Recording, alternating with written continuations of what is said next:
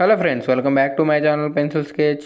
ఒక మంచి పోర్ట్రేట్ వేయాలంటే మనం సెలెక్ట్ చేసుకున్న రిఫరెన్స్ ఇమేజ్ కూడా అంత కరెక్ట్గా ఉండాలి. మనకు ఆర్ట్ ఎంత ఇష్టం ఉన్నా, అలాగే మనం అనుకున్నట్టు వేయాలన్నా కూడా మనం సెలెక్ట్ చేసుకునే రిఫరెన్స్ ఇమేజ్ అనేది కరెక్ట్గా ఉంటేనే మనకు అది వచ్చింది. లేదంటే మనం ఎంత ట్రై చేసినా కూడా మనం అనుకున్నట్టు రాదు. నేను చెప్పేది బిగినర్స్ గురించి. బిగినింగ్ స్టేజ్లో మనకి చూసిన రిఫరెన్సెస్ అన్నీ బాగానే ఉన్నట్టు అనిపిస్తాయి. అండ్ అలాగే మనం ప్రాక్టికల్గా వేద్దాం అనుకుంటేకి మనకు అనేది అది కరెక్ట్గా రాదు. అలా రాకపోవడం వల్ల మనకు అనేది కాన్ఫిడెన్స్ అనేది దెబ్బతింటుంది. దానివల్ల మనం ఆర్ట్ అంటేనే ఇంట్రెస్ట్ పోయే అవకాశం ఉంది. సో మనకు అలా అవ్వకుండా మనం ఎలాంటి రిఫరెన్స్ ఇమేజ్ సెలెక్ట్ చేసుకోవాలి, మనం ఎలాంటి రిఫరెన్స్ ఇమేజ్ సెలెక్ట్ చేసుకుంటే మనం బాగా వేయగలం, అలాగే మనకు ఎంత ఆర్ట్ వచ్చింది దాన్ని బట్టి ఎలా మన రిఫరెన్స్ ఇమేజ్ సెలెక్ట్ చేసుకోవాలనేది ఈ వీడియోలో నేను చెప్పబోతున్నాను. ఒక మంచి పోర్ట్రేట్ సెలెక్ట్ చేసుకునేటప్పుడు అండ్ అలాగే ఒక మంచి పోర్ట్రేట్ మనం వెయ్యాలనుకున్నప్పుడు దాంట్లో మనం చూడాల్సిన మెయిన్ థింగ్స్ వచ్చేసి light, shadows and highlights. Light ఎటు సైడ్ నుంచి వస్తుంది, దానివల్ల షాడోస్ ఎటువైపు పడుతున్నాయి. లైట్ పడడం వల్ల ఏ ఏరియాస్లో హైలైట్ అనేది కనిపిస్తుంది. అండ్ అలాగే మనం దాన్ని ఎలా షేడ్ చేయాలి, ఆ టెక్స్చర్ ఏంటనేది మనం కరెక్ట్గా అబ్జర్వ్ చేయగలగాలి. మనం ఆర్ట్ ఎంత బాగా వేయగలిగినా కూడా మనం తీసుకునే రిఫరెన్స్ ఇమేజ్ కరెక్ట్గా లేకపోతే అది మొత్తం వేస్ట్ అయిపోయింది. కాబట్టి మనం సెలెక్ట్ చేసుకునేటప్పుడు ఖచ్చితంగా దాంట్లో ఉండే హైలైట్స్, షాడోస్ ఇవన్నీ కరెక్ట్గా చెక్ చేసుకోవాలి. అండ్ అలాగే మనం అది వేయగలం అనేది చూసుకోవాలి. కొన్ని రిఫరెన్స్ ఇమేజెస్లో ఎక్కువ డీటెయిలింగ్స్ అండ్ అలాగే ఎక్కువ డార్క్ షేడ్స్ అండ్ అలాగే హైలైట్స్ అనేవి చాలా ఉంటాయి. అవన్నీ మనం షేడ్ చేయగలమా, ఆ టెక్స్చర్ వచ్చిద్దా, మనం వేయగలమా అనేది మనం ఒకసారి చూసుకోవాలి. అది ఎలా చూసుకోవాలంటే మనం వేసే ఆర్ట్ ఏంటనేది మనకు ఆల్రెడీ తెలుసు. ఎందుకంటే మనం ఎప్పుడు వేస్తూ ఉంటాం కాబట్టి మనం ఎంతవరకు వేయగలం అనేది మనకు తెలుస్తుంది. సో దాన్ని బేస్ చేసుకొని మనం చూసుకోవాలి. నేను కొన్ని పాయింట్స్ చెప్తాను. మీరు రిఫరెన్స్ ఇమేజ్ సెలెక్ట్ చేసుకునేటప్పుడు ఈ పాయింట్స్ కొంచెం ఫాలో అయితే మీకు ఇంకా బెటర్ రిఫరెన్స్ ఇమేజ్ అనేది తీసుకోగలరు. ఇంకా మంచి అవుట్పుట్ అనేది మీరు ఇవ్వగలరు. ఫస్ట్ పాయింట్ వచ్చేసి మనం తీసుకునే ఇమేజ్ అనేది హెచ్డి క్వాలిటీలో ఉండేలా చూసుకోవాలి. మనకు అర్థమయ్యే భాషలో చెప్పాలంటే యూట్యూబ్ వీడియోలో 1080 అండ్ 1440pలో ఉండే వీడియోస్ లాగా క్వాలిటీ ఉండేది తీసుకోవాలి. మనం 144p 240pలో ఉండే ఇమేజెస్ కనుక తీసుకుంటే ఆ షేడింగ్ అనే దగ్గర మనకి షేడింగ్ అనే కదా అవుట్లైన్ దగ్గర కూడా మనకి ఇబ్బంది అయ్యిద్ది. అవుట్లైన్లో కలిసిపోతాయి అన్నీ. అండ్ అలాగే నెక్స్ట్ వచ్చేసి లైటింగ్ అనేది ఎలా ఉంది మనం తీసుకునే రెఫరెన్స్ ఇమేజ్లో. లైట్ ఏరియాస్ ఎక్కువ ఉన్నాయా, లేదంటే లైట్ అనేది ఎటువైపు నుంచి పడడం వల్ల మనకి షాడోస్ వస్తున్నాయి. అండ్ అలాగే దానివల్ల మనం షేడింగ్ చేసే దగ్గర ఎక్కడైనా మిస్టేక్ జరిగిద్దా అనేది ఒకసారి చెక్ చేసుకోవాలి. అండ్ అలాగే నెక్స్ట్ వచ్చేసి కరెక్ట్ యాంగిల్ ఉందా లేదా. మనం ఫస్ట్ టైం పోర్ట్రేట్ చేస్తుంటే కనుక మ్యాక్సిమం ఫేస్ అనేది సెంటర్డ్ అండ్ మన వైపు చూస్తుండేలాగా, కెమెరాని చూస్తుండేలాగా తీసుకోండి. ఎందుకంటే దానివల్ల మనం యాంగిల్స్ అనేవి కొంచెం స్టార్టింగ్లోనే వేయలేం కాబట్టి మనం కెమెరా ఫేసింగ్ ఉన్నది తీసుకుంటే మనకు కొంచెం ఈజీగా ఉంటుంది. నేను అంటుంది బిగినర్స్ గురించి, నేర్చుకునేవాళ్ళు ఇప్పుడిప్పుడే నేర్చుకునే వాళ్ళు ఎలా సెలెక్ట్ చేసుకోవాలనేది. అండ్ అలాగే పోర్ట్రేట్ మనం పోర్ట్రేట్ అంటే మెయిన్ చూసేది హ్యూమన్స్ కాబట్టి మనం జనరల్గా ఎక్కువ వేసేది ఏంటంటే మనకు నచ్చిన హీరోస్, హీరోయిన్స్, సెలబ్రిటీస్ ఉంటారు కదా. నేను కూడా స్టార్టింగ్ అలానే చేశాను.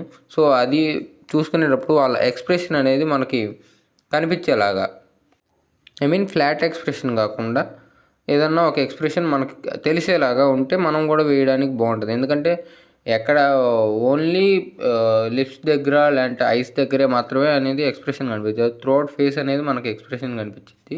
కాబట్టి ఎక్కడ మిస్ చేసినా కూడా మనకు ఆ ఎక్స్ప్రెషన్ అనేది మిస్ అయిపోయింది. కాబట్టి మనం తీసుకునే ఇమేజ్లో ఎక్స్ప్రెషన్ అనేది మనకు క్లియర్గా తెలియాలి. అండ్ అలాగే మనం అనేది ఆ ఇమేజ్ని బాగా కనెక్ట్ అవ్వాలి. దానికి ఎప్పుడైతే మనం బాగా కనెక్ట్ అవుతామో అప్పుడే మనం బాగా వేయడానికి ప్రాక్టీస్ చేస్తాం. అండ్ అలాగే బాగా రావడానికి కూడా ప్రాక్టీస్ చేస్తాం. ఎప్పుడైతే మనకు బాగా నచ్చిన ఇమేజ్ తీసుకుంటామో దాన్ని ఎలాగైనా వేయాలని కాన్ఫిడెన్స్తో మనం చాలా బాగా ట్రై చేస్తాం. అందుకే నేను ఎప్పుడైనా ఏం చెప్తానంటే మీకు నచ్చిన వాళ్ళ ఇమేజ్ అనేది తీసుకోండి. సపోజ్ నాకు పర్సనల్గా హీరో విజయ్ అంటే ఇష్టం కాబట్టి నేను ఫస్ట్లో పోర్ట్రేట్స్ కూడా చాలా వేసాను. అవి కాకపోతే వీడియోస్ చేయలేదు. కాకపోతే నేను స్టార్ట్ చేసింది అవే చాలా చేశాను. అలాగే మీకు నచ్చిన వాళ్ళు ఎవరో ఒకళ్ళు ఉంటారు. మీ ఎన్టీఆరో, ప్రభాసో, లేకపోతే క్రికెట్లో చూసుకుంటే ధోనియో, సచినో, విరాట్ కోహ్లీ ఇలా ఉంటారు కొంతమంది. మీకు వాళ్ళకి నచ్చినవి మీరు తీసుకొని చేస్తే మీకు కొంచెం కాన్ఫిడెన్స్ వచ్చింది గీయగలం అని. కాబట్టి మీరు పర్సనల్గా కనెక్ట్ అవుతారు ఆ ఇమేజ్తో. అండ్ అలాగే మీరు ఆ పర్సనల్ కనెక్షన్ వల్ల మీరు వేసే ఆ పోర్ట్రేట్ కూడా అంత బాగా వచ్చిద్ది. అండ్ అలాగే నెక్స్ట్ వచ్చేసి మీరు సెలెక్ట్ చేసుకునేవి కొన్ని యాప్స్ కూడా ఉంటాయి మీకు కావాలనుకున్నప్పుడు.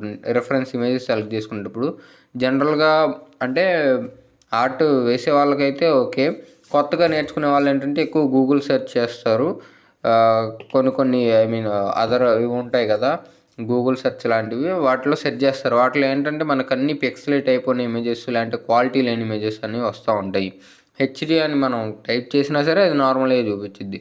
మనం ఏంటంటే కొన్ని యాప్స్ ఉంటాయి. నేను పర్సనల్గా వాడేది పింట్రెస్ట్. దాంట్లో మంచి మంచి ఇమేజెస్, రిఫరెన్స్ ఇమేజెస్ అనేవి దొరుకుతాయి. నేను పర్సనల్గా అదైతే యూస్ చేస్తాను, రికమెండ్ చేస్తాను. అండ్ అలాగే మీకు కూడా కొన్ని ఉంటాయి సెర్చ్ చేసుకోవచ్చు. పెక్సెల్స్, అన్స్ప్లాష్ అనేవి ఉంటాయి.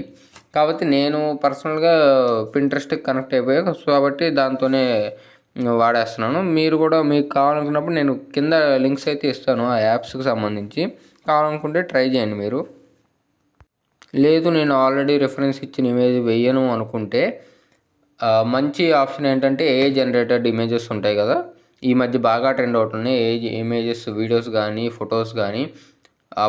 ఇప్పుడైతే ఏఐ జనరేటెడ్ వీడియోస్ అయితే బాగా ట్రెండ్ అవుతున్నాయి. ఒకప్పట్లో ఏఐ జనరేటెడ్ ఫొటోస్ అయితే బాగా ట్రెండ్ అయ్యాయి. కాబట్టి వాటిని ట్రై చేయండి. చాట్ జీపీటీ ఉంది, జెమినీ ఉంది, ఐడియోగ్రామ్ అనేది ఒకటి ఉంది. మీరు కావాలనుకుంటే ట్రై చేయండి. దాంట్లోనే మీకు ఎలా ఉండాలి రిఫరెన్స్ ఇమేజ్ అనేది అక్కడ టైప్ చేసి దానికి ఇన్పుట్ ఇస్తే దానికి తగ్గట్టు అది క్రియేట్ చేసి ఇచ్చిద్ది. దాంట్లో మీరు సెలెక్ట్ చేసుకోండి. ఇలా అయినా వేయచ్చు మీరు. అండ్ అలాగే మీరు ఎప్పుడు కూడా కొత్త పోర్ట్రేట్ వేయాలనుకున్నప్పుడు పాత పోర్ట్రేట్తో కంపేర్ చేసుకోండి. లాస్ట్ పోర్ట్రేట్ ఎలా ఉంది, ఈ పోర్ట్రేట్ ఎలా ఉంది, దీంట్లో డీటెయిల్స్ ఎలా ఉన్నాయి, దీంట్లో ఎలా ఉన్నాయి, హైలైట్స్ ఎలా ఉన్నాయి, దీంట్లో హైలైట్స్ తక్కువ ఉన్నాయి, ఎక్కువ ఉన్నాయి అనేది కంపేర్ చేసుకోండి. ఎందుకంటే మనం వేసే ప్రతి పోర్ట్రేట్, ప్రతి డ్రాయింగ్కి మన ఆర్ట్ అనేది ఇంప్రూవ్ అవ్వాలి.